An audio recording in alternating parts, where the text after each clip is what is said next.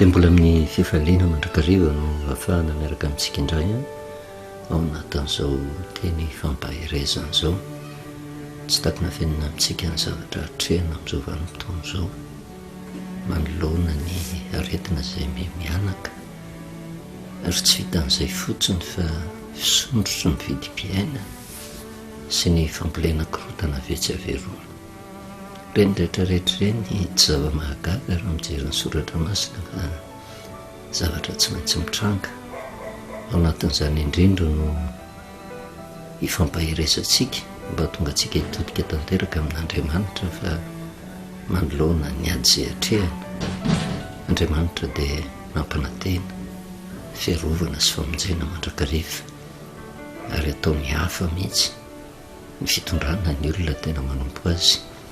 milohan'ny zavatra rehetra hivavaka isika. Jehovah-Andriamanitra iray dia misaotra anao izahay noho ny fitiavanao lehibe izay asehonao aminay isan'andro satria na fifaliana na fahoriana andalova ny zanak'olombelona tsy mba mandao ianao ary tsy mitsahatra ny miteny manoro hevitra mba tonga anay hitodika tanteraka aminao sy manampina ny fiainanay tanteraka eo am-pelantananao. Tsy takina fenina aminao ny zavatra mitranga amin'izao vanim-potoana izao.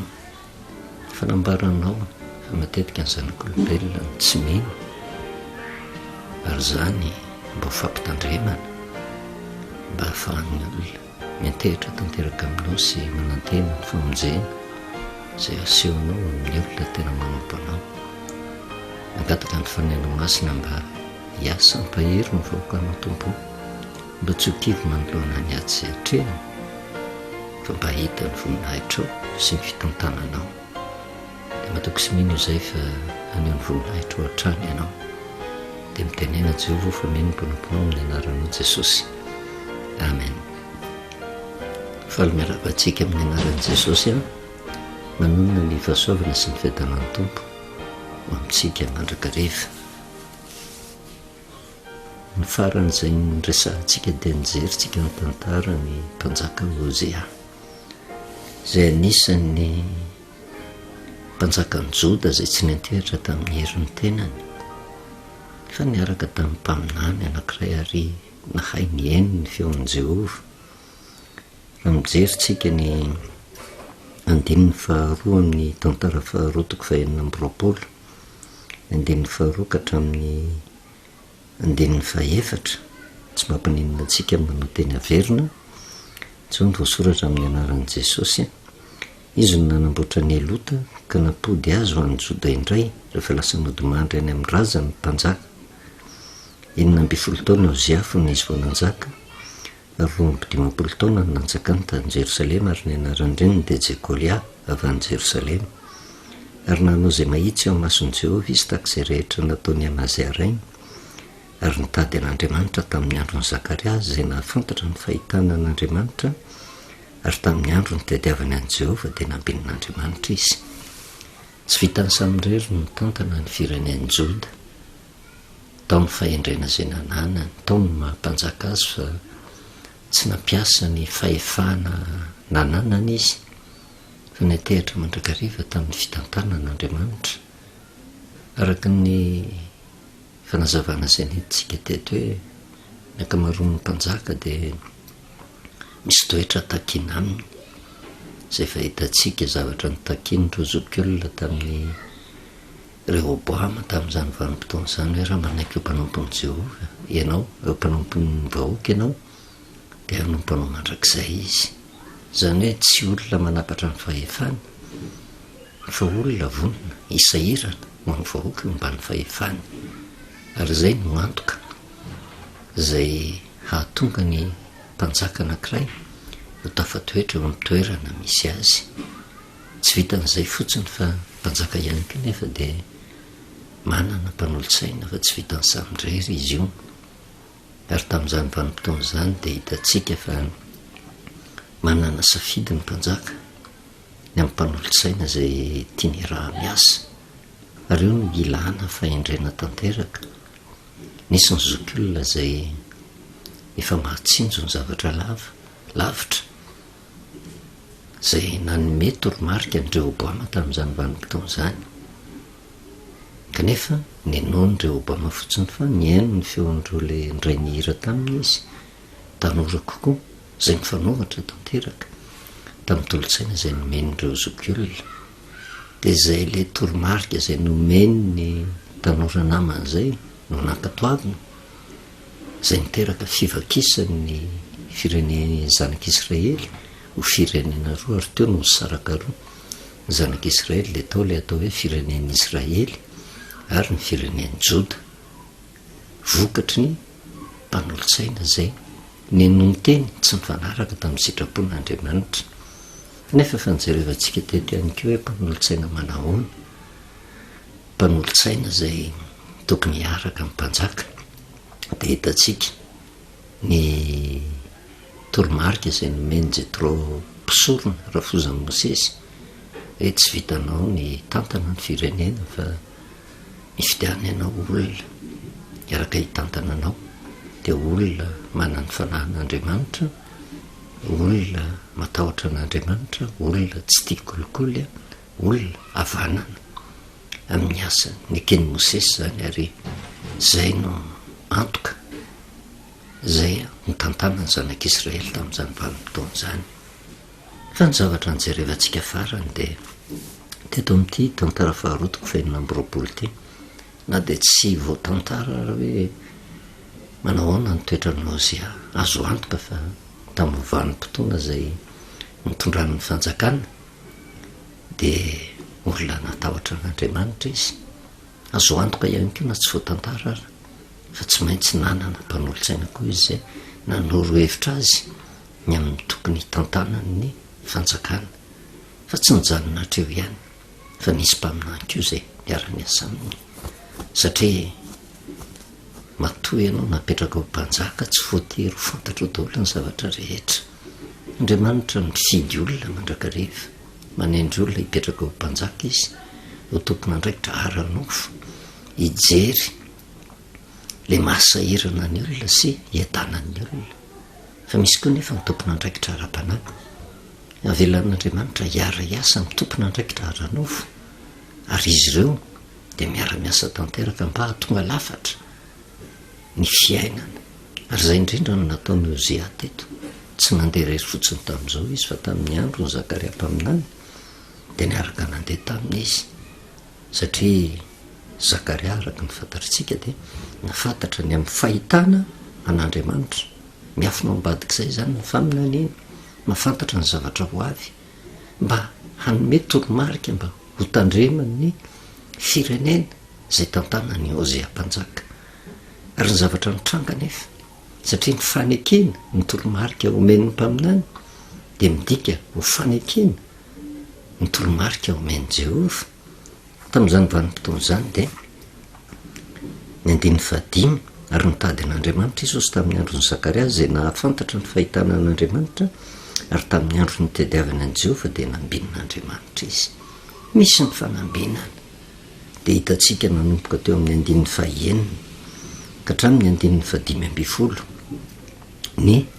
fivoaran'ny fisandratan'ny fanjakan'ny Joda tamin'izany vanim-potoana izany, satria tonga nalaza Ozia tsy noho ny herin'ny tenany fa noho ny fifikirany tamin'Andriamanitra. Ary zay koa no andrandraitsika hoe mba ny olona hitantana ny firenena dia olona tsy mandeha amin'ny herin'ny tena na ny fahendreny na ny fahaizany fotsiny ihany, fa olona mahay miaino koa ny feon'Andriamanitra. Zay misy ny mpaminany zay tokony ho eketeny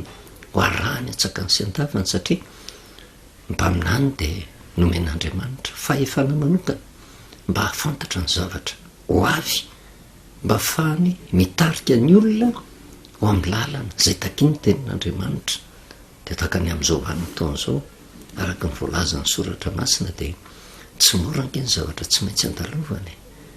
Misy foana ny loza maro isan-karazany ny aretana,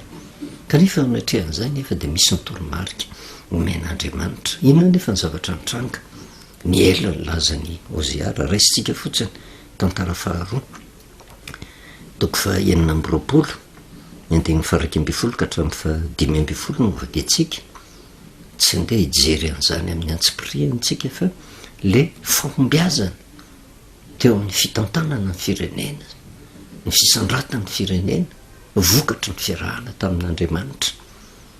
Arozy aho izy nanana miaramila maro zay nanao ny tokony andeha hanafika, dia araka nisan'izay nandaminan'izay ela mpanoratra sy mahasea mpifehy azy ka nofeziny any ania anankiray amin'ny komandy voatendry ny mpanjaka. 940 no isan'ny lohan'ny fianakaviana rehetra dia lehilahy mahery avokoa, ary ny miaramila fezindreo dia 507 sy 3 hetsy zay nahery ny ady indrindra momba ny mpanjaka iady amin'ny fahavalony, ndray fo ndray saina tamin'ny mpanjaka daholo ny olona teo ambany fahefany tamin'izany vanim-potoana izany. 450 Arosiana amboatra apinga sy lefina sy fiarovan-doha sy akanjo fiarovatratra sy tsipika ary vatona tsamitady ho andreo miaramila rehetra eo. Ary nanao fiadiana lehibe tany Jerosalema izy ozy natao araky ny mariky ny vitany mahay zavatra apetraka eo amin'ny tilikambo sy eo tapiny manda mba handefasana zazatsipika sy vato lehibe ary ny elo lavitra lazan'ny Hosea fa mahagaga ny nanampiana azy ka tonga mahery tokoa izy, natao retany rendanitra lazan'ny Hosea. Mbola tsy ndretsika ihany, tsy noho ny fahendreny na noho ny eripony na noho ny ezaka zay natao na noho ny fahaizany manokana fa vokatry ny fifikirany amin'Andriamanitra no nahatonga n'izany rehetrarehetra zany. Anka Andriamanitra no mandahatra ny asany, nandamina ny asany, nampahomby ny asa zay nitanterahany. Ary maro ny fahavalo zay nikendry andavo ny fireneny Joda tamin'izany vanim-potoana zany, fa nivoaka mpandresy mandrakariva Hosea mpanjaka fa somary raisitsika amin'ny sehatra ara-panahy. Eo 420 Arosiana namboatra apinga sy lefina sy fiarovan-doha sy akanjo fiarovatratra sy tsipika ary vatona tsamitady ho an'ireo miaramila rehetra eo, ary nanao fiadiana lehibe tany Jerosalema natao araka ny mariky vitany mahay zavatra. Zany rehetrarehetra zany zany raisitsika amin'ny sehatra ara-baky teny. Misy foana ny fahavalo atrehana kanefa tsy vitan'izay ihany, fa nitanjona kendren'ny Satana ihany koa dia nahatonga ny olona anankiray hiala amin'Andriamanitra mba hahatonga fahasahiranana eo amin'ny tenany manokana, eo amin'ny asa zay tanterahany, eo amin'ny firenena ametrahana azy. Ary amin'ny vanim-potoana zay miala amin'Andriamanitra ny mpitantana anankiray dia tsy maintsy tonga ho amin'ny faharesena resy-pahavalo. Raha mbola fahavalo ara-nofo nefa zany zavatra tsy maintsy misy, ny zavatra azo antoka rehefa miaraka amin'Andriamanitra dia mantamoka daholo ny tetikady rehetra amelezana ny olona matahotra an'Andriamanitra. Rehefa mijerevantsika teto dia tena vanim-potoana farany zao, ary ao anatin'izay vanim-potoana faran'izay 970 amin'ny Malakitiko 7 dia Jehova mihitsy no miteny hoe ka dia ho hitanareo ndray ozy ny tsy fitovian'ny marina sy ny meloka dia ny manompo an'Andriamanitra sy ny tsy manompo azy. Miavaka ny olona miaraka amin'Andriamanitra, tsy midika zany hoe miadakadany ratsy, fa midika fa manoloana miady zay atrehana dia tsy maintsy mivoaka ho mpandresy mandrakariva. Dia tahaka n'ity lesona zay sotomintsika amin'ny Hosea mpanjaka ity hoe tamin'ny vanim-potoana zay nierahany tamin'Andriamanitra, tamin'ny andron'ny Zakaria zay nafantatra ny fahitana an'Andriamanitra, nambin'Andriamanitra izy, dia na inona fahavalo zay natrehany resiny avokoa noho ny hery sy ny fanambinana avy amin'Andriamanitra no nahatonga an'izany rehetrarehetra any. Ary tsy nijanona fotsiny taminy sy teo amin'ny fanjakana nisy azy, fa ny elo lavitra ozy nilazany Hosea ary mahagaga ny nanampiana azy ka tonga mahery tokoa izy teo amin'ny asa zay tanterahany. Tsy voninahitra ao anazy zany. Raha mandinika tsara ny soratra masintsika dia ho fanomezam-boninahitra n'Andriamanitra ary toraka zany ny tantanan'Andriamanitra. Ny firenena anankiray zay manana mpanjaka matahotra an' Jehova Andriamanitra, tsy vitany hoe fahavalo ara-nofo fotsiny, ny fahavalo zay atrehantsika. Tsy takona fenina ny toe-javatra mitranga amin'izao vanim-potoana izao, manoloana ny ady zay atrehany ity zao tontolo izao ity, ary atrehantsika eto amin'ny firenena malagasy indrindra ny valanaretina izay mamely mafy mihitsy raha mampatsiaro kely vetivety ny fizotra n'izany valanaretina izany. Efa nisy lesona be deaibe mitsoahantsika tao anatin'izay ary anisan'ny fepetra goavana izay ny sotomina tao anatin'ireny aretina ireny. Nisy ny valanaretina coronavirus andiany voalohany izay namely ary tao anatin'izany netomboana niditra tao anatin'ny fiboana izay ny sotomintsika lesona tamin'izany vanim-potoan'izany hoe melokelin'ny paska mitrangan'le izy ary tao anatin'izany dia saika nikatona avokoa na toeram-pandehizana hatramin'ny fiangonana tsisy afaka mivavaka. Fa raha mahay mijery ny afatr'Andriamanitra tao anatin'izay dia ohatra ny tantaran'ny paska tamin'izany vanim-potoan'izany satria paska tamin'izany ange taona 2020 tsy nanao paska isika teto Madagasikara zao tontolo zao fa tao anatin'ny fiboana mihitsy, izany hoe isa tokantrano no nanatanterahana ny fiboana dia torak'izany koa tamin'ny vanim-potoana tao amin'ny tany Egypta rehefa hitondra ny zanak'Israely hivoaka amin'ny tany Egypta Jehova dia nisy ny loza ary io nahatonga antsika niresaka hoe vao tonga ny paska ny fahatsiarovana mampiavaka ny paska dia misy loza hiatra ho an'ny olona izay manana ny toetra ny Egyptiana tsy matahotra an' Jehova, fa misy kosa famonjena ho an'ny olona miverina amin'i Jehova ka manaja ny fepetra rehetra napetrak'Andriamanitra ary ny fepetra nazavaintsika hoe tsy tongatonga ho azy ireny fepetra na dia ara-nofo manerina n'izao tontolo izao ary hoe tena fanajana ny elanelana ray metatra ny reny geste barrière rehetrarehetra izay nampitain'ny tompony andraikitra ara-pahasalamana izay tokony hotandremana sy ny fiboana fa misy hevim-panahy tian'Andriamanitra ho takarina fa izay mihitsy amin'ny sehatra ara-panahy no zavatra andrasan'Andriamanitra ho amin'ny olona manoloana ny loza izay hiatra dia mba hahatonga ny olona hiboka. Dia tahaka an'izany tamin'ny andro paska tany amin'ny Exodosy 12 tsy hoe nitambatra tamin'ny fitoerana anankiray ny zanak'Israely fa mibaiko izay azo dia hoe amono ny zanak'ondry tsy misy kilema ary isa tokantrano tsy misy mivoaka tao fa ao no miandry, ao no manatanteraka ny baiko napetrak'Andriamanitra fa hidin'ny Jehova andringana matoan'ny Egypta ary hitsara ny Andriamanitra ny Egyptianina. Fa raha mahita ny raha kosa ozy eo amin'ny trano izay itoerinareo dia tsisy loza andringanana anareo. Zay nge ny zavatra tian'Andriamanitra nampitaina tamin'izany dia inona ny zavatra mitranga voajan'ny olona eo amin'ny sehatra ara-nofo na dia misy ary ny sasana izay tohatra ny mandringa kely ihany eo amin'ny fanatanterahana an'izany fa amin'ny akapobeany manerina n'izao tontolo izao na teto amin'ny firenena dia nanaja n'izay fepetra izay ary fahendrena na tonga ny fanjakana na nome baika amin'izany. Fa raha mijery eo amin'ny sehatra ara-panahy dia tena Andriamanitra te ampianatra ny olona mba hihiboka ara-panahy satria ny loza tsy mitsahatra fa entin'Andriamanitra ila zany fa mandalo zao fiainan'izao sy ny volany ary ny fiboana takiny tenin'Andriamanitra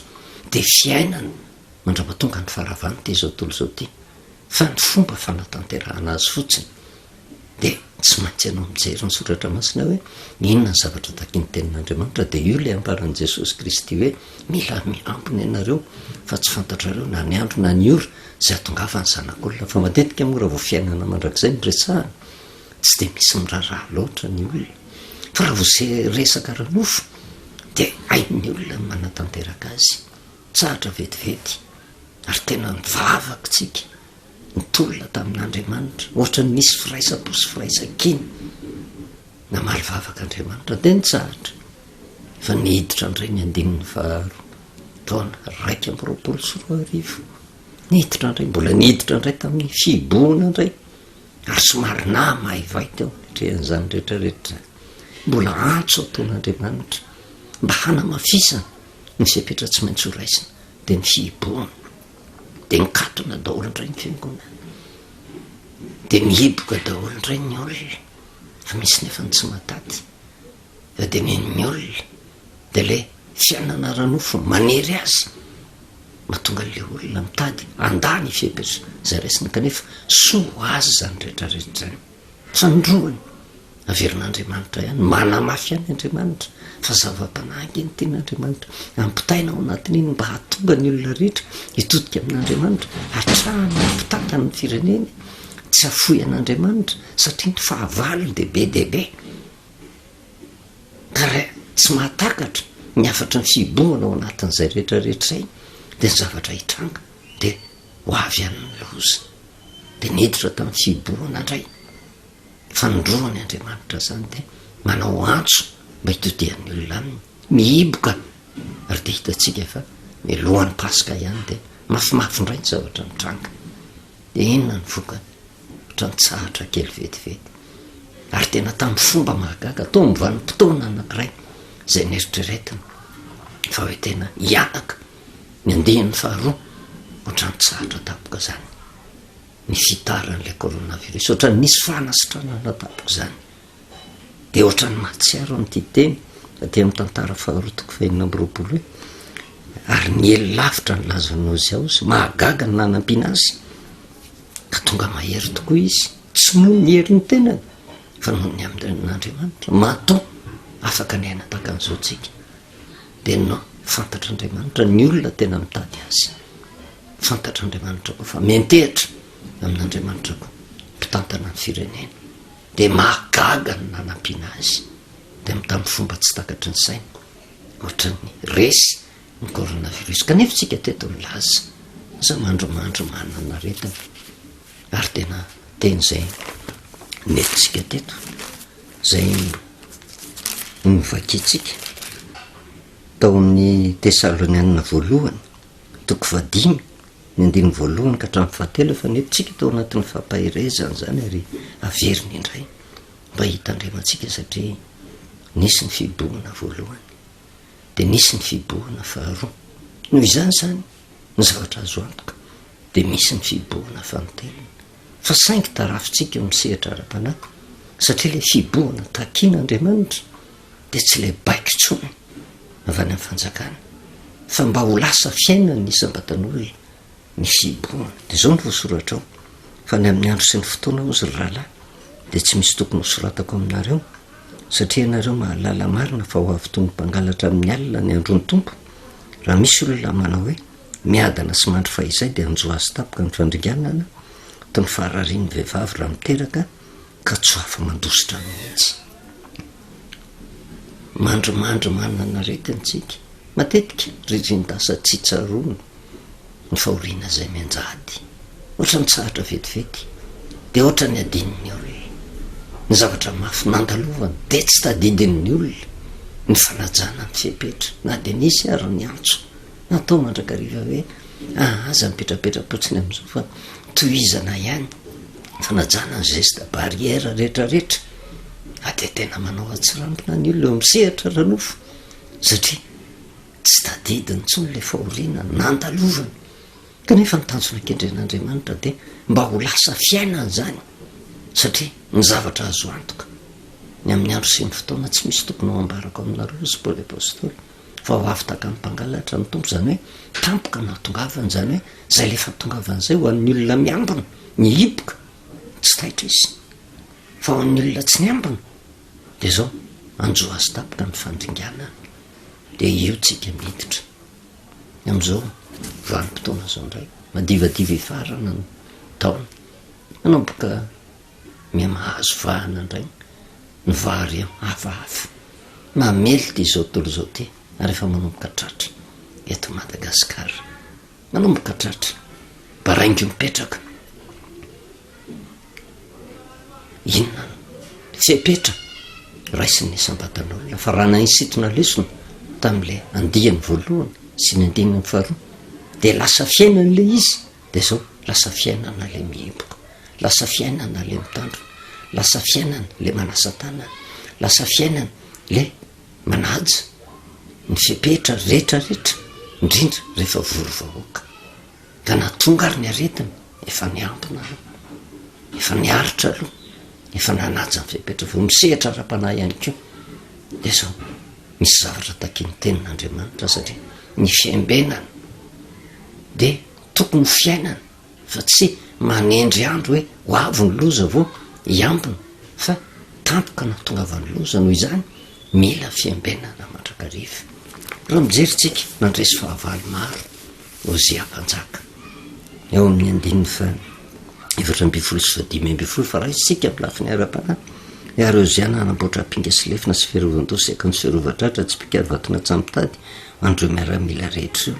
ary nanao fidina lehibe tany Jerosalema izy ary nanao araka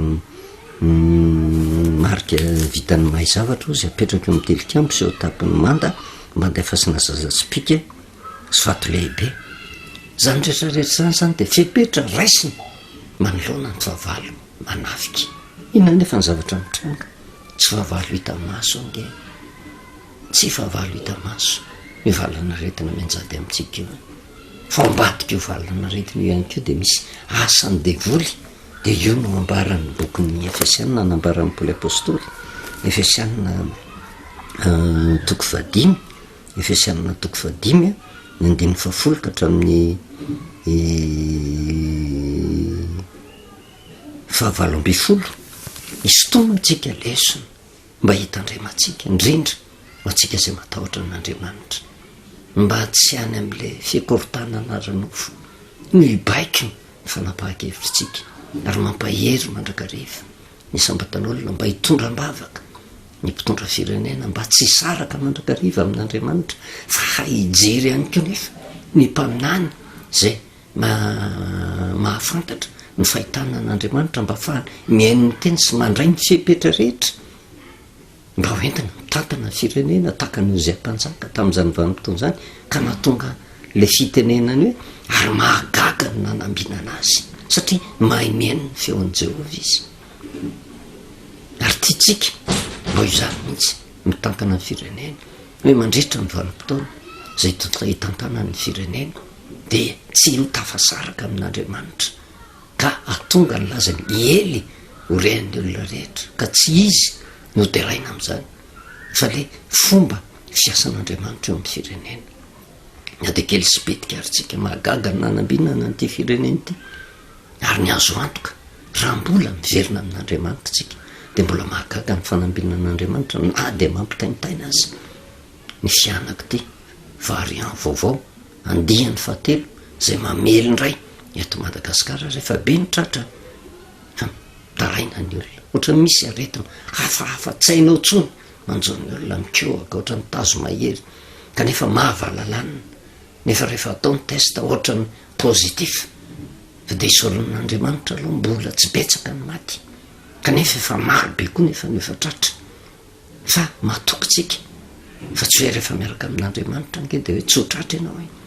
fa raha tratra azy ianao de misy ny fomba ataon'Andriamanitra mba hoentina hanavotana ny firenena de raha mijery hoe nisy baiky nomeny Ozia nanamboatra lefina fiarovatratra fiarovan-doha de zao ny voalaza ty amin'ny Efesianina toko 5 Efesianina toko 5 ny 10 ka hatramin'ny 7 farany maherezo amin'ny tompo amin'ny herin'ny faherezana ozy tafio avokoa ny fiadin'Andriamanitra ozy mba afahanareo hifahatra ny fanangolen'ny devoly fa isika ozy tsy mitolona amin'ny nofo-mandra fa mifanapahana sy amin'ny fanjakana sy amin'ny mpanjakan'izao famezina zao de amin'ny fanahy ratsy eny amin'ny rivotra ary noho izany raiso avokoa ny fiadin'Andriamanitra mpahazoanareo hanohitra amin'ny andro mahory ary raha vitanareo avokoa hafahatra ianareo zany hoe niady zay atrehantsika de fahavalo tsy hita maso tsy miady amin'ny nofo-mandra fa ny fanapahana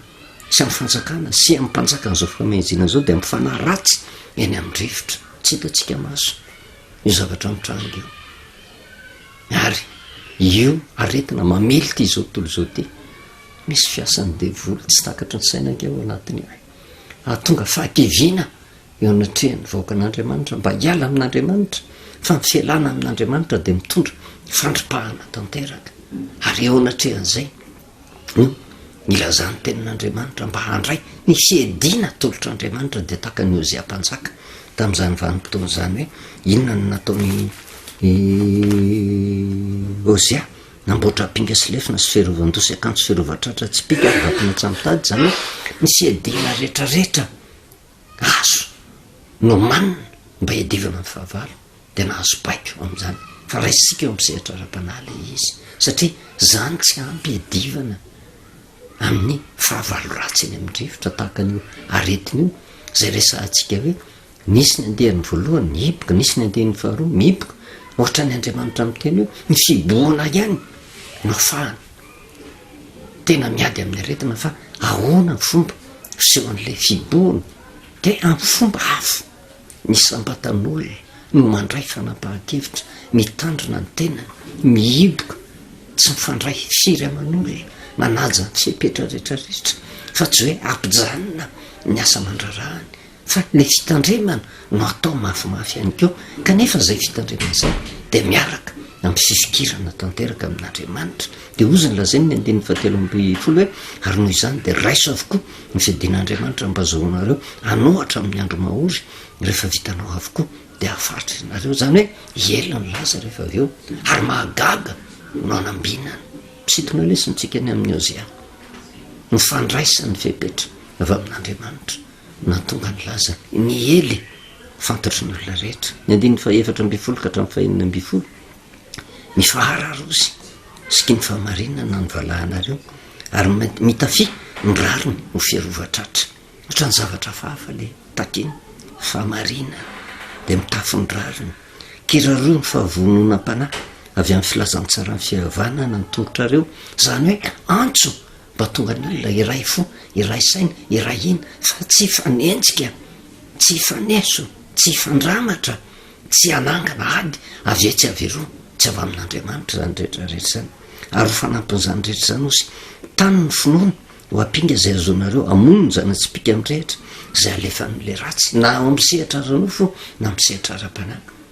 de nio tsara nge zany afatra rapetraka Andriamanitra zany soatsika zany ary raiso ny famonjena ho fiarovan-doza ary ny tenin'Andriamanitra ho sabatry ny fanahy tsy miala fa mity tenin'Andriamanitra ty ary ty tenin'Andriamanitra ty ho ambarany ary amin'ny tantara faharoa hoe tamin'ny andro izay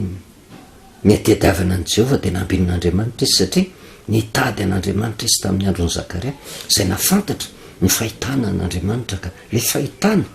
an'Andriamanitra tsy hafa fa ny tenin'Andriamanitra zay manoro lalana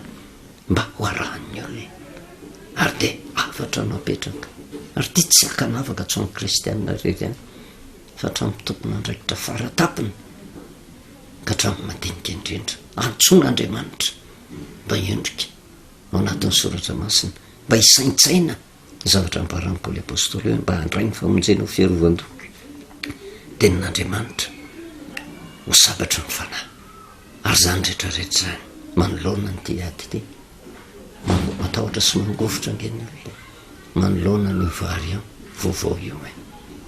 ary de manera-tany mihitsy efa mitady ny fomba rehetrarehetra oenty miady amin'izy io kanefa de ny zavatra azo antoka afa hafa ny fomba fitrangany vetivety de mianaka fa ny angatantsika amin'Andriamanitra de mba tsy ho betsaka nindosy ny fahafatesana amin'izy io mafy ny zavatra tsy maintsy andalovana fa ny azo antoka raha mbola matoky an'Andriamanitra tsika tsy ho be taka n'le vary amin'ny voalohany sy ny vary amin'ny faharoa ny olona zay matin'izany aretin'izany satria Andriamanitra no momba atsika mandrakariva ary amin'ny vanim-potoana mbola fikirantsika amin'Andriamanitra raha nampiseho fahagagana teto amin'ny firenentsika Andriamanitra amin'ity fahatelo ty de mbola ampiseho fahagagana ihany keo eo tsy maintsy andalovan'izany fizaham-toetra zany miditra ao anatin'ny lafora mirehitra avitsika ohatra ny miditra ao anatin'ny lavaky ny leona taka ny Daniel kanefa mahatoky ny tenin'Andriamanitra fa tsy ho faty eo amin'izany tsika ary de isy ny fiarovana mahagaga ataon'Andriamanitra fa niantso fotsiny de zao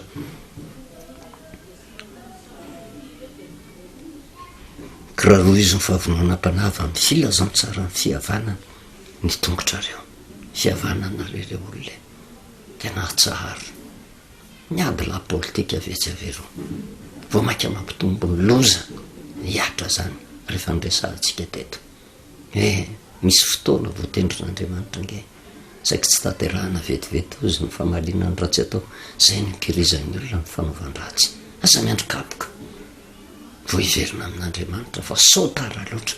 fa dia mandreny afatra tsika dia alao mitodika amin'andriamanitra mivavaka ao amin'ny mpanjaka mivavaka ao amin'ny firenena mba ho iray fo mba ho tanteraka eto mihitsy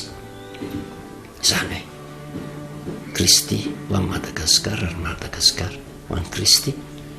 ary manatanteraka n'le didiny Jesosy Kristy hoe didy vaovao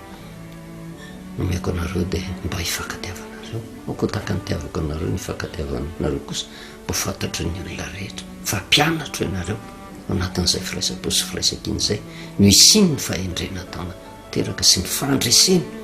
fa mandalo ady sarotritsika tsy vitan'ny heritsy atsika hiady amin'ny vary amin'ny vaovao io kanefa raha matoky an'Andriamanitra tsika dia izy no fanafody lehibe indrindra azo antoka hitondra famonjena ho an'ny isambatan'olona tsiraray avy manomboka hatrany amin'ny mpitondra ka hatrany amin'ny madinika indrindra dia engany mba ho tanteraka amintsika ihany koa ny zavatra nitranga tamin'io zay mpanjaka hoe mahagaga ny nanambinana azy voninahitra ao an'Andriamanitra ray any ivavakisika sotranao Jehovahandriamanitra ray no tena fampahirezana nomenao mandalo ady sarotra kanefa atoko sy mino fa tsy mitsoaka amin'izao firenena izao miteny fikasana izay nomenao io mandafy manodidina ianao ary voninahitra eo foana atao fitsapanay tompo fa mifepetra tao anatin'izay andiany telo nandalovan'izay dia mba tonga anay mba hahay hihiboka araka izay taky ny teninao ary ny fiborona tsara indrindra dia ny sikina famarinana ny tafy ny rarina ny kiraro fahavononam-panahy ny filasan-tsara ny fihavanana ny tana ny finoana ary mandray ny famonjena ho fiarovan-doha sy ny tenin'Andriamanitra ho sabatra ny fanahy mba ho izany no fototra iraisany rehetra mba isiany fahombiazana eo amin'izay atao rehetra dia matoky sy mino fa ianao niditra antsehatra hanasitrana ny taninay misaotra indrindra ray ny anaran'i Jesosy amen. Navelomantsika amin'ny anaran'i Jesosy manonona ny fahasoavana sy ny fiadanana ny tompony no amintsika mandrakariva.